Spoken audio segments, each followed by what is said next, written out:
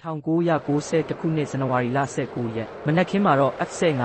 Eagle တိုက်လေယာဉ်2စင်းဟာ Operation Desert Storm ရဲ့အစိတ်အပိုင်းဖြစ်အီရတ်နိုင်ငံပေါ်မှာတာဝန်ထမ်းဆောင်နေပါတယ်။ဗိုလ်ကြီးစီဇာရိုဒရီဂိုနဲ့သူ့ရဲ့တောင်ပန်တွဲဖက်ဗိုလ်ကြီးကာရင်မိုးတို့ဟာဘဂ္ဂဒက်အနီးကပြစ်မှတ်တွေကိုတိုက်ခိုက်ဖို့တာဝန်ပေးအပ်ထားတဲ့လေယာဉ်36စင်းရဲ့ရှေ့ကနေကောင်းကင်ကိုရှင်းလင်းပေးနေပါတယ်။သူတို့အနောက်မှာတော့ F-16 လေယာဉ်တွေကပေါင်2000အလေးချိန်ရှိတဲ့ဘုံးတွေကိုတည်ဆောင်ပြီးပြစ်မှတ်တွေကိုအရှိန်နဲ့ထိုးဆင်းတိုက်ခိုက်နေပါတယ်။ပတ်ဆက်ဆက်ကိုပါပဲဗျ။သူတို့ကဘုံးတွေကိုကျဲချလိုက်တဲ့အခါမှာတော့အီရတ်ရဲ့ခဲယမ်းမီးကျောက်တူလောင်ယုံတွေပေါ်တက်ကျသွားပြီးတဲကန်နာရာထဲမှာကြီးမားတဲ့ပောက်ကွဲမှုတွေဖြစ်ပွားခဲ့ပါတယ်။သူတို့ကလေယာဉ်ပစ်ဒုံးကြီးတွေကိုမျောလင့်ထားတဲ့အတွက် F-16 လေယာဉ်တွေကအပေါ်ကိုအရှိန်နဲ့မောတက်လိုက်ပြီးတပြိုင်နက်တည်းမှာပဲဒုံးကြီးတွေကိုလမ်းလွဲစေမဲ့ပစ္စည်းတွေကိုပစ်လွတ်လိုက်ပါတယ်။ဒါပေမဲ့ဒုံးကြီးတွေအစားအီရတ်လေတပ်ကသူတို့မှရှိတဲ့အဆင့်မြင့်ဆုံးတိုက်လေယာဉ် MiG-29 Rafale လေယာဉ်အုပ်စု2ခုကိုစေလွတ်လိုက်ပါတော့တယ်။လူအင်အားနည်းပေမဲ့အီရတ်လေယာဉ်မှုတွေကအကွာအဝေးကိုထိန်းထားရင်းတိုက်ခိုက်ဖို့အခွင့်အရေးကိုစောင့်နေကြပါတယ်။အဲ့ဒီအချိန်မှာပဲ F-15 2စင်းကိုတွေ့သွားတဲ့အတွက်သူတို့အတွက်အကောင်းဆုံး